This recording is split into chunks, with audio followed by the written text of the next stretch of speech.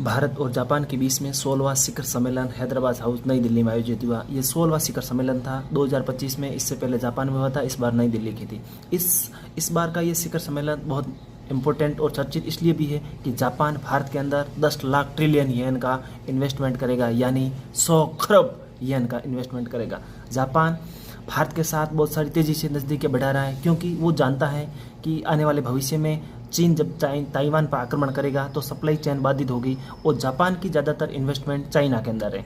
China से Japan की धीरे धीरे कंपनियां को निकालकर भारत की तरफ शिफ्ट कर रहा है, और भारत में सस्ती श्रम है, सबसे तेज़ी से बढ़ती हुई अर्थव्यवस्था की वृद्धि दर है, और जापान को यहाँ पे रिटर्न मिला है। दूसरी तरफ जापान की मुद्रा येन और इंडिया रुपी दोनों डॉलर के मुकाबले तीव्र गति से गिरे हैं। तो अगर जापान के पास पैसा बहुत है, लेकिन इन्वेस्टमेंट अगर जापान में ही करे तो जापान के उद्यमियों को नुकसान हो रहा है, और इसलिए भारत और जापान दोनों ने मिलकर एक ये भी रणनीति बनाई है कि दोनों अपनी अपनी मुद्रा में लेन देन करेंगे। मान लीजिए जापान और भारत के बीच व्यापार होता है तो डॉलर को बाइकआउट करके येन और रुपी के अंदर व्यापार किया जाएगा। ये भी इस पर भी समझौता हुआ। दूसरी बात, जापान आप जानते हैं, जापान भारत को 2 लाख करोड़ रुपए का लोन देकर अहमदाबाद मुंबई के बीच में बुलेट ट्रेन का कार्य तीव्र गति से हो रहा है। इसमें लगभग जापान ने 88,000 करोड़ रुपए का लोन दिया, जिसकी ब्याज दर बहुत ही सस्ती कम है। दूसरी बात, हरियाणा के खरगोंदा में मारुति सुजुकी का एक सौर प्लांट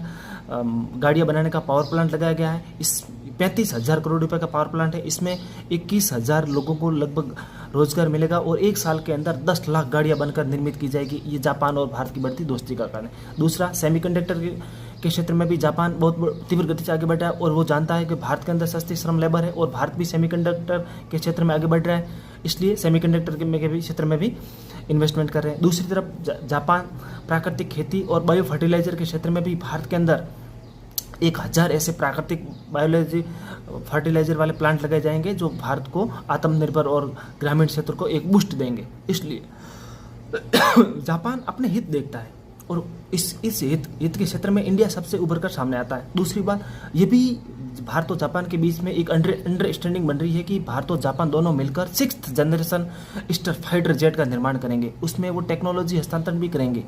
अब जापान तीव्र गति से अपनी नौसेना हो या सेना हो, वो अपग्रेड कर रहा है। क्यों? क्योंकि अब तक 1945 से लेकर अब तक जापान की सुरक्षा का दायित्व अमेरिका पर था, और अभी अमेरिका के डोनाल्ड ट्रंप क्या कह रहे हैं कि जापान को अपनी सुरक्षा स्वयं करनी पड़ेगी, और जापान की आबादी तीव्र गति से बूढ़ी हो रही है। एक अचानक तो सब लोगों को रोजगार में नहीं दे सकती, इसलिए वो जापान भारत की तरफ रुख कर रहा है, और भारत इस सेवा का बहुत बड़ी खूबी से अवसर उठा रहा है, जिसके पास श्रम क्षमता भी है और बढ़ती हुई अर्थव्यवस्था भी है। इसलिए भारत और जापान की